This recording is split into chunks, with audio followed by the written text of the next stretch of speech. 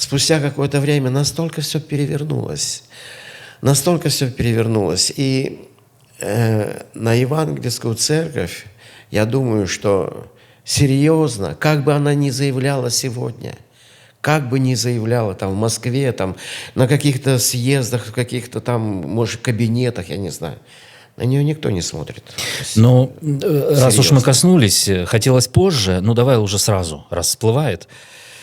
Ведь спустя буквально, ну давай там 10-15 лет, наверное, это было уже там, если 10 лет, это 2015, нет, значит раньше, ну 2000 какой-то, 7-10, уже Риховский набирает силу и пишет зачем-то письмо о том, что ты вообще... Он же возглавил совет церквей. Кто был? Гробовенко, Риховский и еще какой-то был совет. Сколько их было там? Подожди, был РосХВЕ. Вот, РосХВЕ. РосХВЕ это Риховский. Есть Пятидесятнический союз, ХВЕ. Это Гробовенко сегодня. До сих пор существует.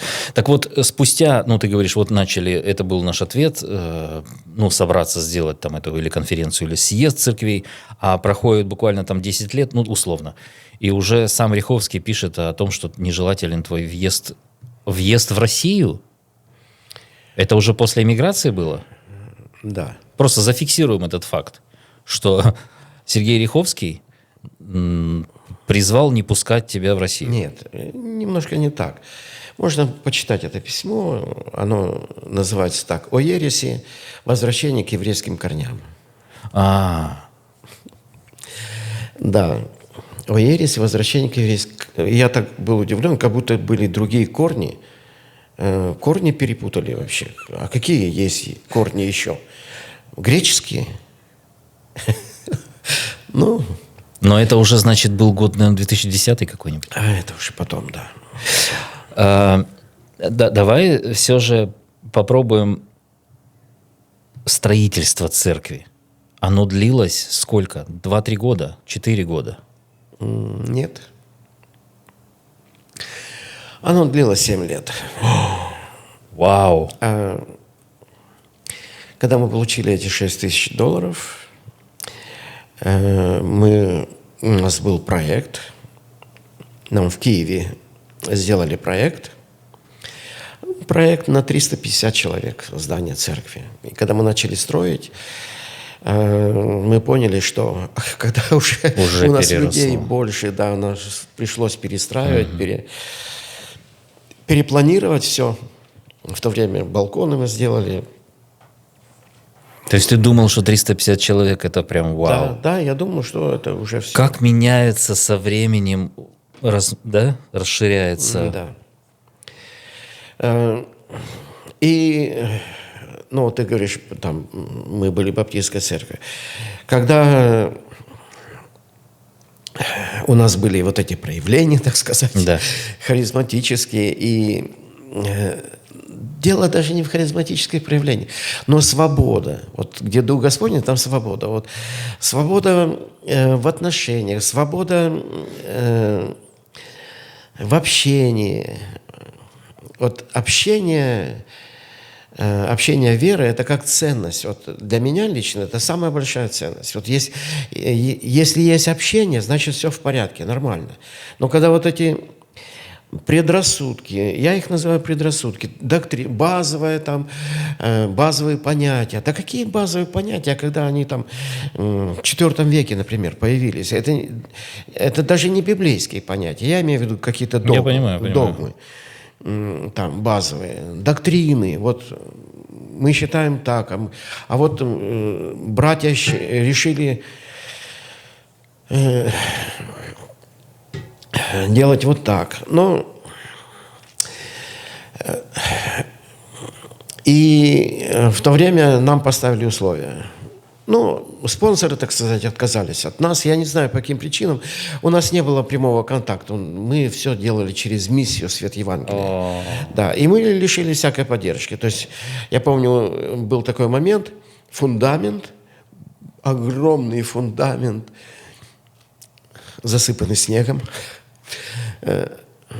И я стою такой Посередине это фундамент. Ну, фотография сделана так, такой маленький. И огромная эта площадка строительная, и ничего больше нету вообще. Ни копейки, никаких вообще намеков даже, откуда что-то может быть. А церковь-то, ну, на тот момент активных там, я не знаю, человек 50, может быть. И вот это вот все. Было отчаяние в тот момент? Да. Серьезно? Да. А ну, Я расскажи. думал, может быть, сбежать. А было... куда-нибудь. Серьезно? Ну, как бы даже мельком было такое что-то? Да. Вау. И мне вообще, когда я сегодня думал, а у тебя была какая-нибудь депрессия? Знаешь почему? Потому что спустя время, мне кажется, это так тяжело с людьми. Потому что люди, что бы ты ни сделал, люди всегда будут критиковать. И это как бы, неважно, плохо это. Человек нарисовал картину, все, и критики начинают. Вот, хорошо, плохо, свет не тот. Конечно, и критики было достаточно, и разные понятия у людей, и влияние тех же баптистов. Потому что, например,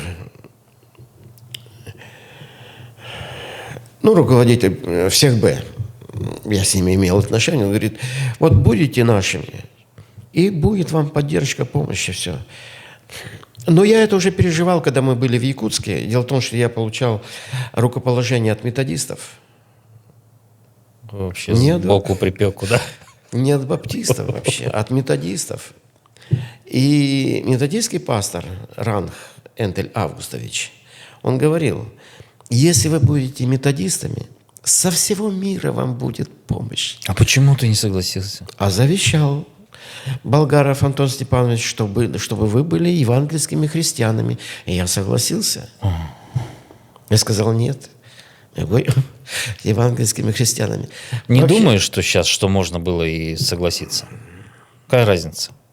какая разница? Ульф Экман, он наверотенил и спокойно ушел в свою келью. Знаешь, в Якутске был еще один момент, и я немножко вернусь. Ты говоришь про отчаяние и про вот это направление. Мы же, когда приехали с Магадана, мы поселились во Времянке. И что такое Времянка? Это летняя, не летняя, зимняя кухня. В Якутск. В Якутске, да. В метре от печки у меня валенки примерзали к полу. Но Якутск это даже не Нерюнгри, это еще холоднее. Ну да. Ну, а тут движение, тут церкви начинаются. И, кстати, время кооперативов. Я ухожу с работы, где я получал стабильную зарплату, перехожу в кооператив, где зарплата. Нужно работать. А у меня какая-то работа, когда туда поездка, нужно деньги на все это, и тут семья, и все это. И такая ж... я начитался Юнги Чо. Тогда? Да. Что? Да. Юнги Чо же для нас вообще открылся, я не знаю, там в 94-м, 5-м. А еще я читал Watchman Они. Ну, Watchman Они, это ты привез контейнер с его книгами? Да? Не знаю. У нас же было «Духовный человек», да, книжка? Я не знаю. Вот такая маленькая книжка. Это же... Ну, а кто привез контейнер с его книгами? Книг было море его. И где-то через год или два что-то стали подозревать, что-то не то. Нормально все. Да? А что нет? Не знаю, Человек я не вообще знаю. верит, что Иисус Христос Сын Божий. Да? Конечно. Какая проблема? Начитался Юнги Чо, и нужно здание для церкви. Вообще нужно здание. А мы жили на Пилотов. В Якутске. Да, и там недалеко от аэропорта. И вот я проезжаю на автобусе, и напротив детского мира такой домик стоит, такой красивый домик такой. И я решил верой его брать. Начитавшись Юнги Чо. Да, и однажды звоню в дверь, открывается дверь, И такой с бородой, такой посмотрел. Я говорю, вы дом не продаете? Мгм. Он говорит, заходи. Я зашел, он говорит, я хочу продать. Я еще никому не говорил, Мгм. но я хочу продать. Я говорю, сколько, что, как? Мгм. Он говорит, 40 тысяч. Но Рублей 700 тогда четверка или там, что там, двушка, копейка, семерка, Жигули стоили.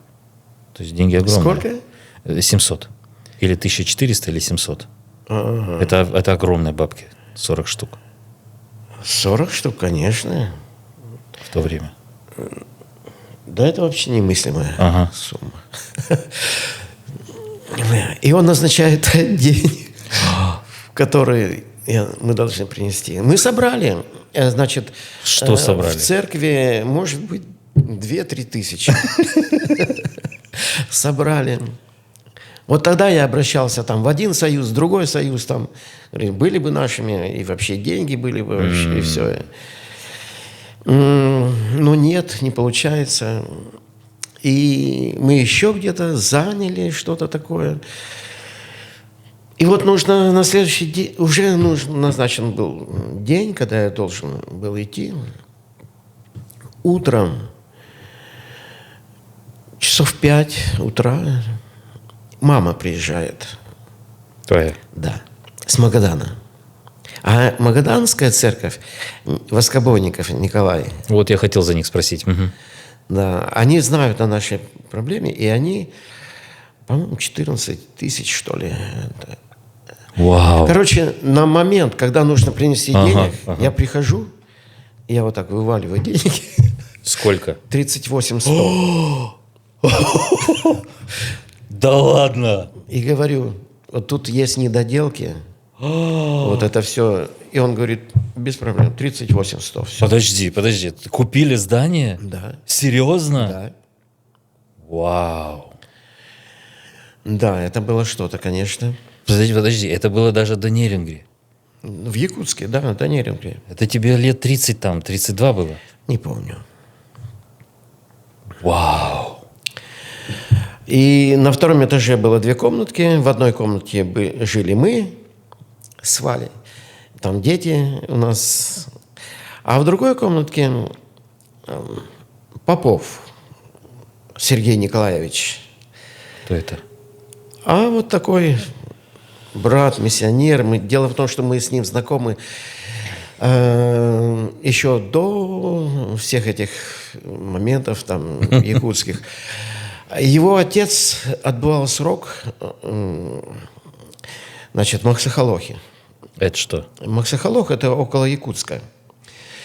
И мы посещали, он сам с Рязани, я посещал эту церковь, мы познакомились. Потом у нас был такой момент, однажды мы хотели быть миссионерами в Якутии. Поехали в Алекминск с этим Сергеем. Ну, такой, может быть, не совсем удачный опыт. Но тут я его приглашаю, он приезжает. Нам нужны люди. А, И он приезжает, а он такой... Он потом, кстати, был депутатом в городском собрании. Якутске. Нормально так все. Он тоже деятельный человек. Он и на сегодняшний день. Он Семченко там как-то в библейском обществе где-то что-то. Активный. А зачем ты тогда уехал, если у тебя в Якутске уже какой-никакой, но дом? А было на кого оставить. Вот давай здесь вот, ребят, короче, нерингринцы, давайте поддерживайте комментариями, потому что здесь это очень, я не знаю, это в качестве претензии сейчас будет или в качестве непонятного вопроса.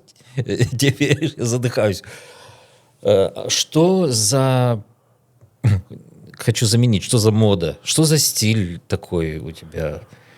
Вместо того, чтобы вот построил, наслаждайся, кайфуй. Простите меня за мой французский.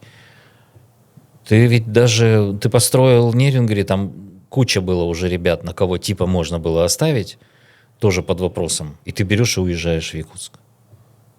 Потом после Якутска, типа тоже было на кого... Ой, Якутск, Владивосток, оговорился.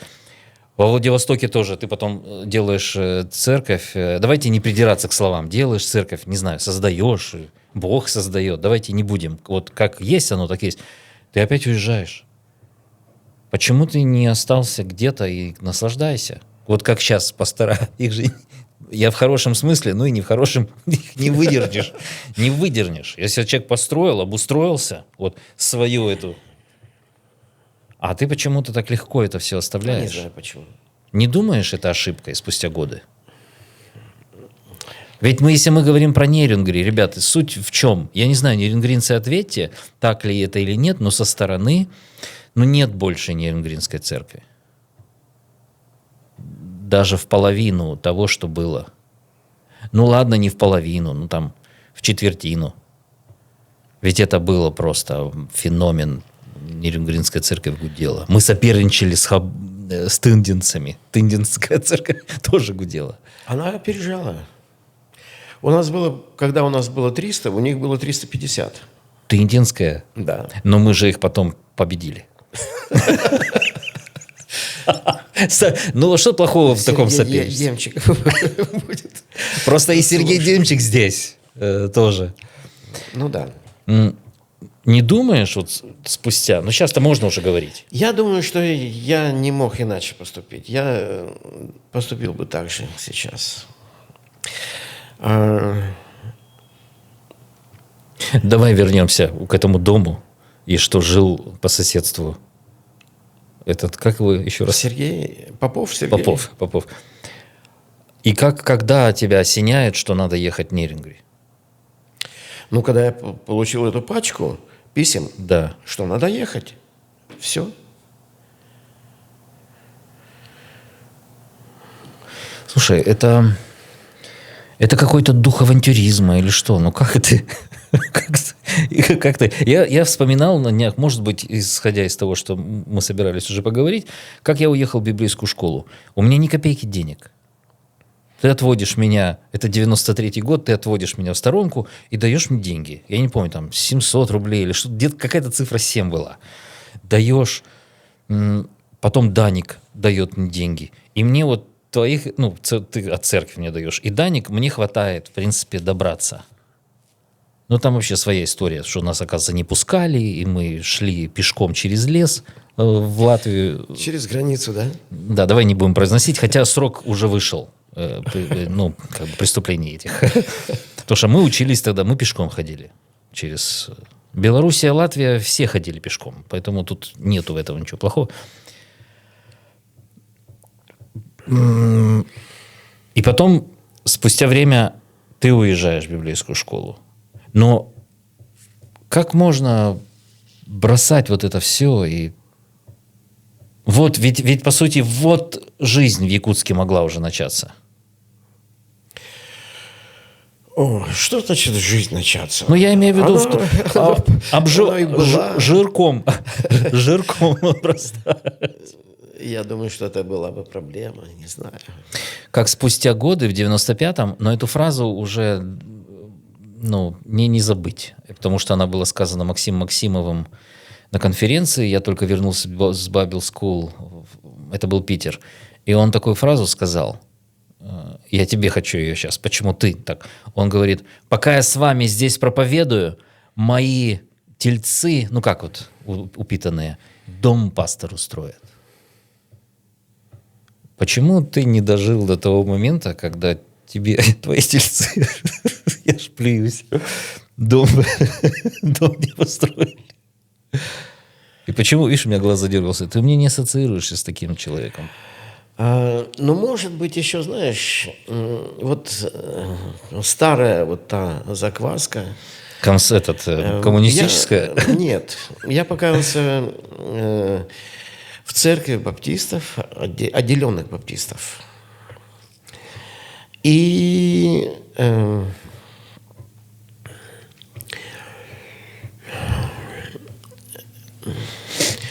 люди сидели, отбывали срока, преследуемые. Помню историю одну. Не помню фамилии. Девчонки воскресной школой занимались. Посадили их. Они с Украины посадили и отбывали срок в Приморье. И нужно возвращаться. Уже все, отпустили, отбыли срок. И, значит, одна идет на посадку, чтобы лететь домой. И какой-то парень говорит: давай я помогу тебе сумку твою нести. Ну, и взял сумку поднести. Когда проходить контроль, сумку открывают. А это что? Наркотики. Ее разворачивают и опять в тюрьму. А откуда наркотики? Подсыпали? Ну, этот парень. Ой-ой-ой. Этот парень. За что? Что, как? Ну, это вот... Больше неизвестно о судьбе? Я не знаю. В то время издавались бюллетени, и каждый узник, он, описывалось его состояние, состояние семьи, положение дел, значит, возможность посещения, как проходили сами суды. А кто занимался учетом? Совет родственников узников. Боже мой. Да, существовал такой. И...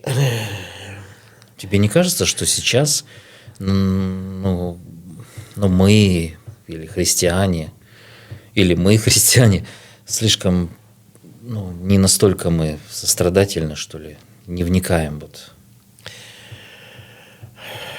Ну да, конечно. Знаешь, еще я вот, может быть, перескакиваю, но на эту же тему. Для меня был таким еще рубежом, когда закрыли свидетелей Иеговы. Ну, это уже вот наше время, да? Да. Угу. И когда я услышал... И наши все радуются. Что закрыли свидетелей Иеговы, я был настолько, потрясен внутри просто. Угу. Я сказал, что если бы я был сейчас в Владивостоке, если бы я был в пасторском служении в Владивостоке, я уже был в Питере, я бы пригласил их, сказал: вот это вот помещение, проводите собрание, а мы будем на улице, а вы проводите собрание. Под нашу ответственность, Но это и это было настолько воспринято: ты с ума сошел, ты вообще еретик и так далее, и так далее. Это же синдром дракона. Знаешь, когда, я помню, с библейской школы мы приехали, идем марш Иисуса. Марш Иисуса, и вот это «Сияй, Иисус, сияй».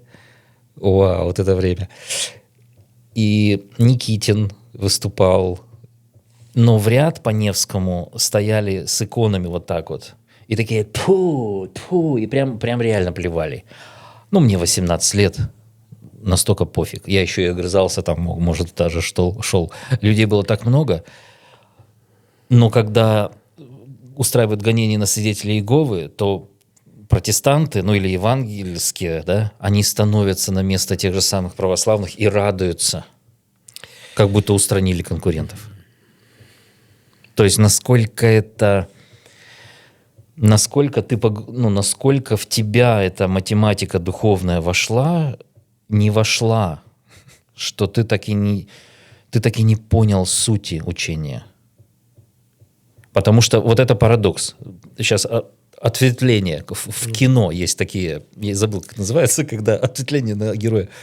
Насколько это парадоксально, и как это называется, диссонанс когнитивный, когда ты с радостью возлюбите врагов, и настолько же ты еще больше ты ненавидишь тех, кто верит не так, как веришь ты. Вот где здесь... как? В чем здесь вообще может быть? И сейчас про Бога, про святых духов вообще ничего не говорим. Мы говорим просто про, как целостных человек. То есть как гомо сапиенс уже, я не знаю, простите меня. Ты возлюбите врагов ваших и готов посадить, кто верит чуть-чуть по-другому. Да. Называя их дьяволами там. Ну, сектантство. Ужас. Да, сектантство. И это может быть на сегодняшний день любая церковь, харизматическая, пессяническая, баптистская. Да какая разница? Но вот дух сектантства сегодня так ощутим. Что ты подразумеваешь, дух сектантства?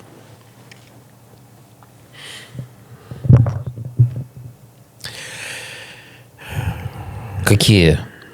Ну, какие признаки? Ну, когда человек заявляет, что он рассматривает принадлежность своей церкви как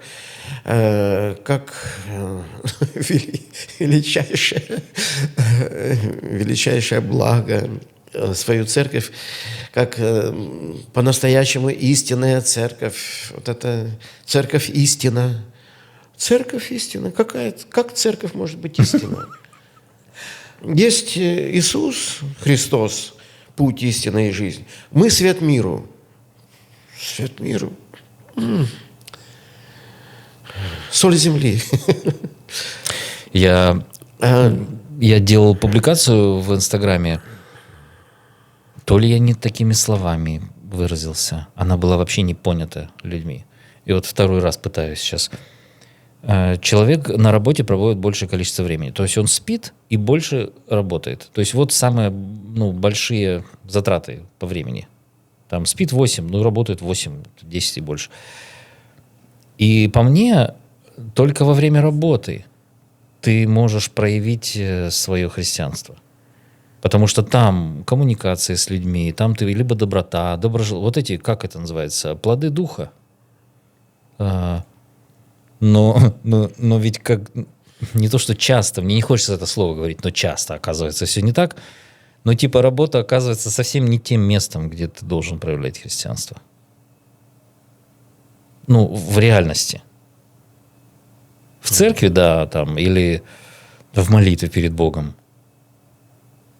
Но вот насчет дружелюбия даже, просто дружелюбие. Я вот, к слову, нет у меня прям обид, но я запомнил. Я был здесь уже на пасторской конференции, и там были такие... Я им руки целовать готов был. Почему? Потому что они крутые. Чтобы ты понимал. Симонян, Генри Мадава. Это из тех, кого быстро вспомнил. Крутые пастора. Мы сидим за столом, и кто-то рассказывает, как они там в Якутии церковь. А я говорю, я был миссионером в Якутии. И они так, и дальше продолжили разговор. Даже не спросили, а где, типа, знаешь. И я поймал себя на мысли, и я Светлане Кочкиной, мы сделали короткое с ней интервью после, и я ей говорю, так недружелюбненько. И знаешь, что она мне сказала? Я ее очень уважаю, но даже у нее этот паттерн. Она сказала, а ты что, пастором был? А я говорю, слушай, для того, чтобы мне здесь вот прочувствовать дружелюбие, мне надо было быть пастором. То есть я могу сказать, что я вспомнил в тот момент, в Якутии я вырос в интернате. Но я вспомнил на этой пасторской конференции военкомат. Вот где такое же я ловил. Не в интернате. В военкомате я чувствовал вот это вот. Это было там пару лет назад здесь. То есть такие крутые пастора. Я чувствовал себя... Чувствовал что? Отсутствие дружелюбия. Вот общительность, общение как ценность. И мы рассматривали это, что каждый человек – это потенциал, и в него нужно вкладываться. Не то, чтобы взять что-то от него, а что-то ему дать. Ты сейчас это говоришь, потому что ты сейчас это говоришь, или ты тогда так думал? Я тогда так думал, я так думаю сейчас, что тогда я так думал. Ты помнишь количество споров и ссор? И что? В то время. И что? Это же был просто запредельное Каждый из нас считал, что он знает все. Так это же и есть самое интересное. Потому что каждый человек мог иметь свою точку зрения, он ее мог отстаивать. И в другой бы ситуации он бы закрыл ротик и молчал. Да, как я сейчас, да. Ну, мы здесь стараемся. Да. Да. Но тогда это позволительно было. Это было нормально. А у тебя... Я и сейчас считаю, что это нормально. А честно, вот честно, ты занял такую классную позицию, что тебя не спросили, а я не помню. И сейчас ты скажешь, а я не помню, ты знаешь. Но очень сильно мы тогда бились. Ну вот Кеннета Хейгена начитались, знаешь, дары Духа Святого. Я мог часами проповедовать там, ну, среди молодежи там об этом всем. Ну, я начитался и рассказываю. Было у тебя желание отлучить кого-то там от церкви, выгнать из церкви? Я не знаю, как вообще можно выгнать человека из церкви. Но тогда же были, да они и сейчас здесь есть, отлучить или там замечания из-за инакомыслия. Что типа, я не хочу, чтобы ты мыслил, вот как ты мыслишь, и, пожалуйста, не ходи в нашу церковь. Нет. А ты кого-нибудь выгонял вот так вот из церкви? Ни разу. Никого. Сразу вспоминается это время... Но есть один человек, который реагирует на мои посты в Фейсбуке. И он говорит, ты же выгонял из церкви. Я не помню. Ну, наверное, у нас с ним какой-то был такой конфликт. Что-то но было, да? Нет, но дело в том, что он-то и не был вот так вот в церкви. Он там пришел и как бы извне, может быть, что-то там и спорил, но изнутри, вот так, чтобы кто-то в церкви спорил. У меня было очень значимое, я уже говорил, хочу, чтобы это было зафиксировано. Мы уезжаем в Питер жить, все, я покидаю типа Нерюнгри, и мы с тобой встречаемся, и ты даешь мне несколько тонких таких брошюрок, ну вот с телефон толщиной, тоньше, 4-5 книжечек, и еще у меня кассета Рейнхарда Бонке была, тоже, может, ты дал, и такой, мне 14, там 15, может, максимум, думаю, даже 14. Но ты так серьезно сказал, и как это важно, как-то я воспринял. Ты такой мне говоришь, Роман, я думаю, тебе надо проповедовать. Блин, 14 лет. Но ты мне так сказал, я так поверил в себя тогда. Это так настолько было для меня. Я уехал в Питер, и я был в баптистской церкви, и потом через там пару лет я возвращаюсь. И Андрей Горшков мне пишет письма, типа... Рома, тут у нас чуть ли там мертвые не воскресают, и слепые там видят, и глухие слышат, и все. Оказывается, что за это время там у вас образовывается какая-то отдельная пятая колонна пророков. Так давай, хватит уже не помнить, вспоминай давай. Пророков помню. Значит, и там эта история какая-то жутковатая. Они жутко пророчествовали. Ну, типа, что это такое? Я думаю, ребята, кто-то подольше вере, то вы уже понавидались. Но было там такие, что бич, что Бог вас там покарает. Там, вот. Жутковатые вещи. Что ты помнишь об этом? Ведь они откололись. Да, откололись, а потом прикололи. Вернулись. Да. Но не все. Я помню...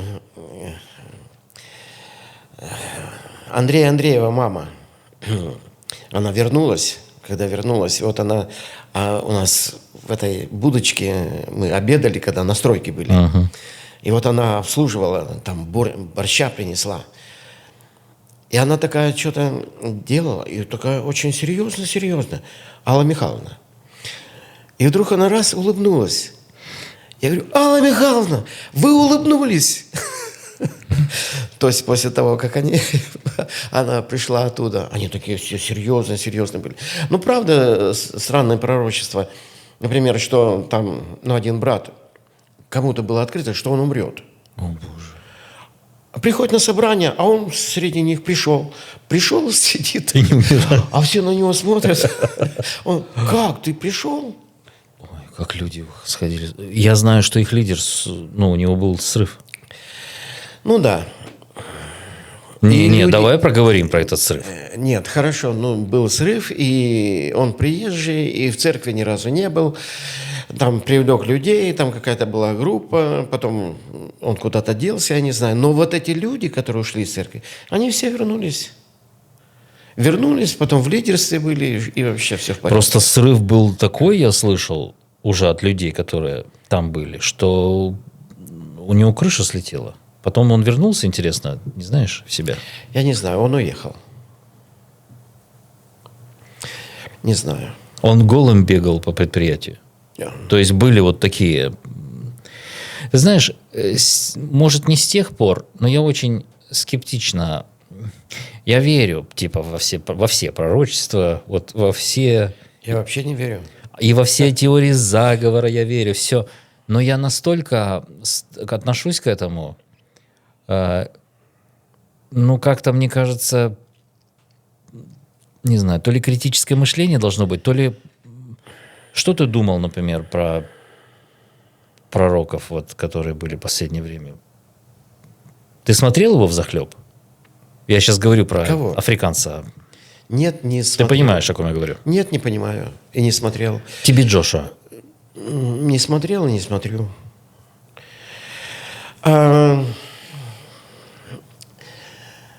Вот Ты неверующий какой-то? нет. Просто другое понимание, что значит пророчество. В назидание, увещание, утешение. Я немножко скептически. Я не конфликтую, не буду там что-то такое. Ну вот, например, в рейтинге Battle. Там. У меня был... Там, кстати, такой момент был. Мне моя дочь, она там, говорит: папа, давай за тебя помолиться. И я вышел. Вышел там. И один хотел помолиться за меня. А я смотрю, у него здесь вот, значит, такая бэджик, и написано «Салтыков». И я начал смеяться. Салтыков. Оказывается, он какой-то дальний родственник Салтыкова. Но он не по-русски говорит? Нет, не говорит. Уже. Ну, короче, мы просмеялись все это время. Вот и все пророчество. Но это было нормально, было хорошее время. Времена Нерингри. Наступает момент, когда вот Павел Юрьевич приезжает с конференции. Мы не можем это не проговорить. Люди пачками начинают говорить на иных языках. На молитвенных. Пачками. Десятками. Там, например, после молитвенного Вера Сапожникова, она была против, потом после определенного молитвенного она сама заговорила на языках. Бесов люди начинают гонять. Приезжает в октябрь Юра с Якутска, молодой пастор. Он раньше отучился. Вдовенко. И у меня такие фрагменты на стройке, потому что потом на стройке стали проводить служение. Ну, уже стены были, наверное, какой-никакой зал. И я помню, были близняшки. Быстрых, наверное, их звали. Мама их. Кто-то упал и такой, ну там, экзорцизм, или как это, как в кино, в общем, как вот все вы знаете, в церквях. И ты такой скромно что-то пытаешься подойти, и они такие: Павел. И тебя всегда назвали Павел. Павел. И ты такой, и они такие: отойди. И ты такой, типа, отошел, а мы все смотрим, думаем, что происходит. А они были эксперты в экзорцизме. И это было такой конфуз. Конфуз, потому что вы что так с пастором-то как бы, типа, ну, тогда еще не было учений там про пастора. Ну вот, такого еще не было про пастора. А когда оно было-то? Вот оно вот начиналось, потому что Ледяев в то время гудел. И вот в это время Ледяев начинает крещение в пастора. Буквально, потому что это есть 94-й, а в 95-м мы уже сами начинаем вторить за Ледяевым. Поэтому в 96-м я пишу книжку. Какую? Что ты видишь? Слушай, ну эта книга нашумела не нашумела в плане нашумела, а какой-то оттолкнула от тебя людей. Что я не читал. Что там? Значит, может быть, основная мысль, я говорил, ну, мы с тобой как-то об этом говорили. Назовите мне хоть одну церковь, где есть вот кто-то пастор.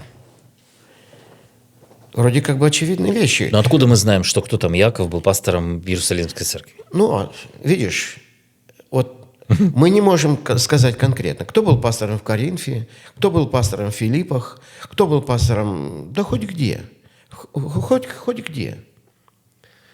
Там была совсем другая система. То есть ты в книге начал... Я это как раз и говорю. И говорю, что на сегодняшний день, я называю это пасторократия. Пастор там и так далее. В Антиохийской церкви были учителя и пророки. Кто был пастор? Дух Святой сказал: отделите Варнава и Савла. Они взяли, отделили, а пастора не предупредили. Ну, я сейчас иронизирую. Ну, мы же откуда-то знаем, ну как откуда-то, из этих учений, что есть пятиступенчатое служение, и пастор самый главный. Нет. Мы знаем, что он самый главный. Нет. Апостолы, пророки, евангелисты, пастыри, учителя. Но пастор самый главный. Нет. Потому что все они разойдутся, а пастор остался. Вот такие вот... И поэтому у меня сразу вопрос, что ты скажешь, но это страшный термин, но я считаю, что роль пастора, она переоценена. Она не должна быть упразднена, потому что пастор все же это должен быть хороший менеджер или проповедник, или ну что-то объединяющее, да, точка сбора, точка притяжения, но вот это вот... Например, мы можем критиковать любого президента, а пастора нельзя, Бог покарает. Можем. Или мы не можем спорить, потому что ты верь, а Бог с ним сам разберется. И это такая суперзащита, как будто ты ребенок, а взрослый. Или, например, отождествление... Ты сейчас тоже под влиянием, там, не знаю, Ледяева, не Ледяева. Ну смотри, или отождествление, что пастор — это Моисей. Ну как будто. А если ты не согласен, то ты сыны Кореевы. И вот ты был, хотел сказать, не подвержен, ну не то чтобы подвержен, но ты сам, ну как сказать-то, был увлечен вот этой идеей, но это же так незаметно. Ты же не мог думать: о, я Моисей. Нет. Но типа... Пастор. Я пастор. А было... Ребят, для тех, кто, может быть, не знает, или для тех, кто не нерюнгринец, да, как назывался? Союз церквей Дальневосточный. Да. Как назывался? Северо-Восточный союз. Союз церквей евангельских христиан. 60 церквей, вот что мне известно было, 60 церквей. Мы одни из миссионеров там, да, очень много. Но тебя звездило? Это уровень. Неважно, с какое количество церквей. Даже просто на бумаге статистика. Это уже сильно. Был момент, ну, уже годы прошли, можно уже об этом говорить. Или не помнишь? Что типа... Всегда есть куда расти. Я крутой, типа, вау, вот это я крутой. Ну как вот? Звездность была? Нет. Не было такого? Не знаю, может быть, так неубедительно сказал. Нет. И взгляд отвел. После Нерюнгри все уехали в библейскую школу. Ты тоже возвращаешься, уезжаешь во Владивосток, Данияра оставляешь пастором. Почему ты уехал из Нерюнгри? Ведь это был такой пик. И если так вот холодно и резко, то если бы ты не уехал, то Нерюнгри бы осталась консолидированной церковью. Были времена, не знаю, как сейчас, но одна из триггеров, почему мы вообще вспоминаем историю Нерюнгринской церкви, что там и 10% не осталось. Здание же осталось, не знаешь? Да. Осталось. Почему было принято решение уехать во Владивосток? Дальше? Да, потому что там нужно было начинать церковь. И Северо-Восточный союз зародился уже во Владивостоке? Нет. В Нерюнгри был. А, Я помню, что какая-то прокачка серьезная произошла после переезда во Владивосток. В смысле прокачка? Ну, я имею в виду, количество миссионеров-то было. Или это совпало? Нет, ну все ехали, и мы тоже поехали. Дальше. Да, дальше. Дальше. И Владивосток был опять успешным. Ну, можно сказать, это проект или так богохульство? Успешно, но я Церковь успешно. что-то такое пережил, потому что совсем другая почва, скажем так. Другие люди, другая субкультура вот, города, этой местности. Потому что Нерюнгри – это что-то такое уникальное. БАМ, люди ехали, как там пели, за запахом тайги, романтики, авантюристы. Владивосток нет. Моряки. Владивосток более... Да, портовый город, там уже совсем все по-другому. И нужно было все это заново как бы ощутить, пережить, прижиться, вжиться во все это. И уже совсем все другое было. Слушай, ну, это мой уже интерес. Как... Ну, я боюсь, вот слова мне тяжело подбирать, чтобы слишком не нарушить как бы трепетность, а то меня подписчики и твои, ну, задавят, как сказать, осудят, что я так слишком просто с тобой разговариваю. Но в чем секрет? Как ни крути, вот уже можно говорить. Где ты начинаешь, даже здесь, куча раз, и люди собираются. У тебя получилось Нерюнгри, получился Владивосток. Что? Это просто время такое было? Или в чем секрет, можно сказать? Такой вопрос. Я потому что Владивостокская церковь, ну там не 10 человек тоже было. То есть там нормальное служение. Нет, конечно, нормальное служение. Конечно. И у вас была не единственная церковь во Владивостоке, там других хватало. Да, другие были церкви. Но для Владивостока это нормально. Разные церкви, да. А был что-то... Ну, то есть это как бы ты, потому что я знаю, что это все же за человеком. Нельзя отрывать от человека. Не было бы Моисея, не было бы, грубо говоря, исхода. Понятно, был бы другой Моисей, но он был бы. Но фишка в том, что ну есть какой-то, как сказать, секрет или система, или... Нет никакого секрета и нет никакой системы. В моем понимании, еще раз, может быть, уже в 5-й раз скажу, что вот я рассматриваю ценность как общение как ценность. Здесь, в Портленде, когда мы начали общение веры, церковь, мы ее назвали Faith Fellowship, общение веры.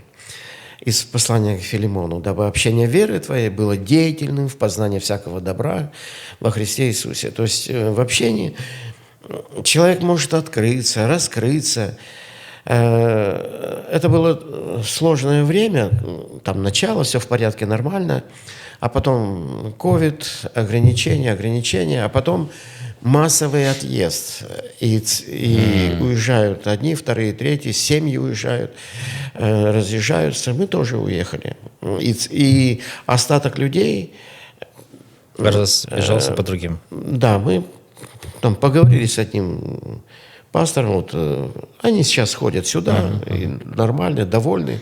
Другие в другую церковь. Все хорошо.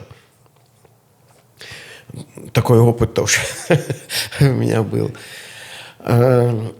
Но сейчас, вот они живут, допустим, в Южной Каролине. И они говорят, какое это было время. Вспоминают. А какое это время? Чтобы церковь как-то была громкая какая-то или что-то такое. Ничего этого не было. Но было общение. Реальное, настоящее общение. Общительность. Слушай, но ведь сейчас этого нет. Вот на собрании, например, новый человек, пожалуйста, ты можешь сказать слово. Я помню один такой момент. Проповедовал до меня один там проповедник. Я выхожу, я говорю, я вообще не согласен с ним. Угу. Он так напрягся, и некоторые люди тоже напряглись. Так не должно быть в церкви. Вышел один проповедник, а второй говорит, не согласен. А почему? Нет, я пояснил там свою мысль, потом сгладил это, как бы. Но в то же время сделал такую заявку. У нас может быть разные точки зрения.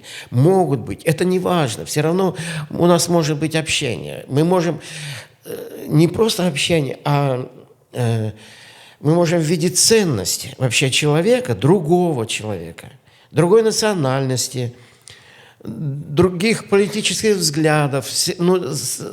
Человек сам ценный. Сразу когда, я прошу прощения, но когда вот доктрина, и вот в доктрину все упирается, и уже человека не видно. А он, бедный, боится сказать, что он думает. Потому что если он скажет, что он думает, и это не будет соответствовать, то все, он выпадает из общения. Выпадает, может быть, даже из церкви. Ну смотри, я вот сколько помню, столько с тобой спорили. Жестко спорили. И обвиняли, что ты мягкий, что ты, как сказать, мягкий.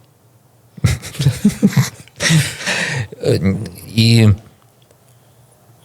тебя это сильно, угнетало?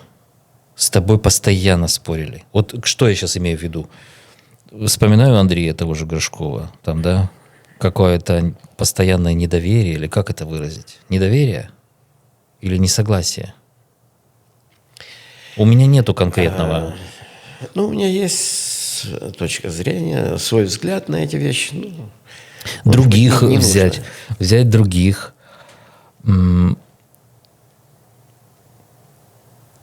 Почему вот насколько было и было ли, было тяжело? Ты же видел это. Этот с тобой не согласен, этот спорил, этот. И вот это вот, это же все равно отражается на тебе. Что ты вроде бросил все, приехал, это никто типа не знает, но ты-то знаешь. И все вылилось в то, что и церковь есть, и все, и как будто против. Я сейчас как будто про жену говорю с еврейской точки зрения. Вроде она твоя жена, и постоянно против. В хорошем смысле слова. Угнетало тебя? Были какие-то вот возмущения с твоей стороны? Может быть, но я воспринимал это как данность. Вот так жизнь, она устроена. И споры, и несогласия. Но невозможно всех причесать под одну гребенку. Невозможно всех вот так выстроить. И самое главное, нету смысла. Мне, наоборот, нравилось это разнообразие. И вот в Неринге еще один такой был момент, очень-очень такой положительный. Каждый мог быть самим собой. Без оглядки, что обо мне подумают. Помню, Гена, я забыл его фамилия. Климов? Нет. Ивандаев это не Гена? Нет. Значит, слушай, может быть, Ивандаев. Потому что ты сказал, и мне сразу... Да. Угу. Я помню, он вышел, говорит, братья и сестры, помолитесь за меня, не могу я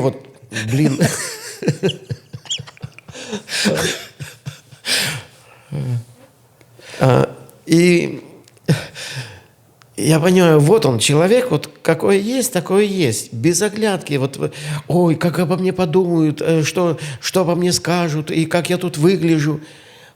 Нету такого. Вот как есть, так и есть человек. И ему позволительно быть самим собой. Это поощряется быть самим собой. Со своими там... Все это придет, может быть, не придет. Может, и не придет.